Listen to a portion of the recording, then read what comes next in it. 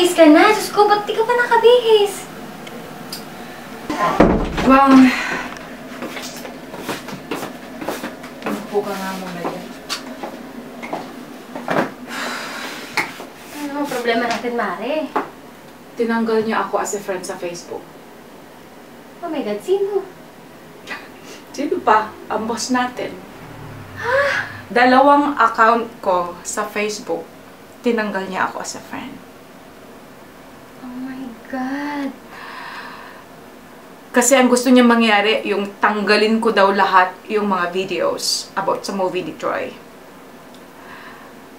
Nung una nga, pati lahat yung mga pictures ng chumps, di ba? Gusto niya tanggalin lahat. Ayaw niyang may mag-exist na mga pictures ng mga talents ko. Pero, di ba, pinuhunan ko lahat ang mga yun? Di ba? Ay, ano ba yan? Naano naman ako sa'yo? Nagbigla naman ako sa'yo. Ang laki ng ipinuhunan ko, panahon, pera. Di pumayag na nga ako na wala akong sweldo.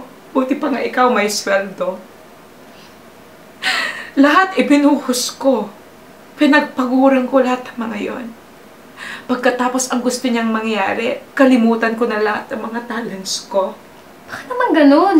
Umasa lahat ang mga talents ko. Nagkagastos na rin ako sa kanila. Di ba? Alam ko yan, pero bakit nagkaganon? Maraming nga akong pagkukulang sa kanila eh. Dahil hindi ko nga mai-focus lahat yung time ko sa kanila dahil lang sa Better Glow.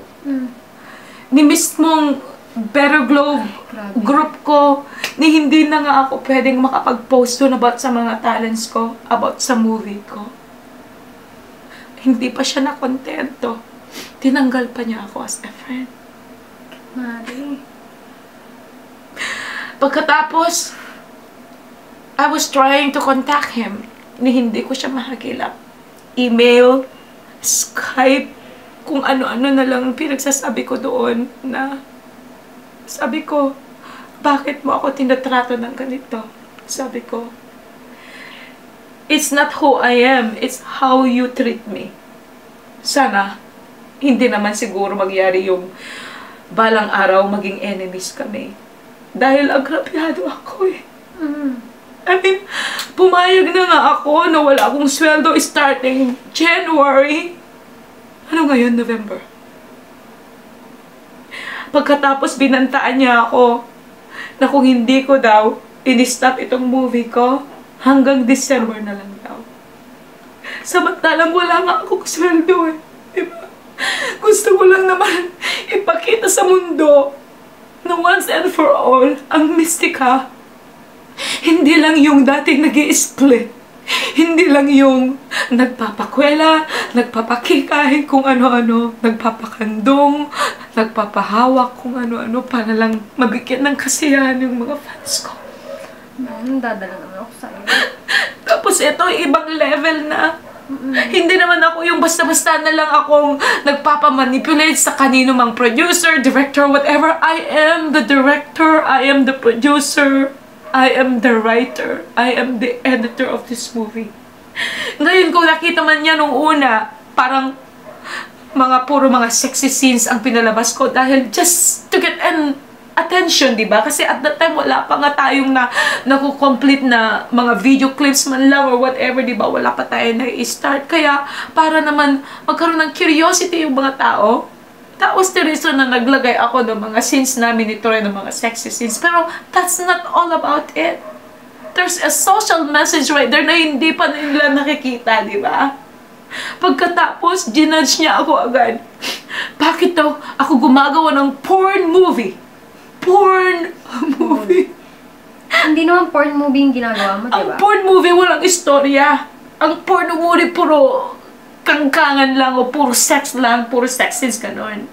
Bakit niya i-ginudge lahat? I mean, bakit niya agad i-ginudge ang movie ko without even knowing the whole story? Diba? At saka isa pa, private ko na lahat yun sa YouTube. Tinanggal ko na lahat.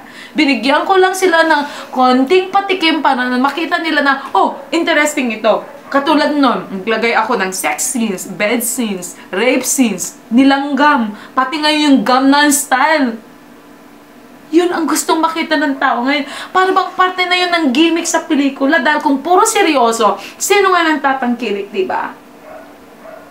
Pero kung yun naman ang dahilan kung bakit niya ako ngayon ini-ignore, ni hindi man lang niya sinasagot yung mga mga email ko, tawag ko sa Skype, wala eh. Kaya hindi ko ngayon alam kung si boss. ano ngayon ang mangyayari. Lalo na ngayon, wala na rin siyang ibinibigay na finance. Wala na. 'Di ba? At ako naman, ang pera ko, inilaan ko rin sa charity foundation ko at lahat-lahat. I mean, kung lahat naman ng investment ko, ipagbebenta ko na or whatever, at ilagay lahat dito sa Better Globe na to, anong mangyayari sa akin? Diba? He has to understand. Kaya hindi ko ngayon alam kung anong gagawin natin. Hindi ko alam kung anong mangyayari. Pero, pray to God, Mari. I know. Pero, pagdating sa God, na lang muna. ewan ko nga ba kung may Diyos ito eh. Naku, Mari, huwag mo sasabihin yung ganyan. Tingnan mo ha, tingnan mo. By the time na nagkaroon ako ng healing, nagkaroon ng emergency call sa God, di ba? Nakita nyo lahat, pinagpistahan yung healing ko sa aking dating naging boyfriend na siyang ama ng anak ko, di ba? Ang sabi niya, tanggalin ko daw lahat totally yun sa YouTube at pinapatanggal niya lahat ng mga friends niya na nandun sa friends ko. Pero mo yun? Dahil sabi niya, hindi daw siya naniniwala sa Diyos. Pero mo yun? So, bahala na ang Diyos kung talagang may Diyos siya, sana na maisip niya na kung ano yung kahinat na nung ginagawa niya sa atin. Ayoko naman na para bang ginamit lang tayo. Ako naman naging loyal, tayo naging loyal, nagsakripisyo din tayo. Nakakaloka siya, Mari. Diba? Kung hindi ko man ma-stop yung ginagawa kong ito, hindi ko pwedeng i-stopin to eh. Hindi talaga. Kasi nasimulan mo na. Nasimulan ko na. Magmula pagkabata ko hanggang sa tumanda ako. Hindi niya ba naiintindihan yun? Yun nga ang mali eh.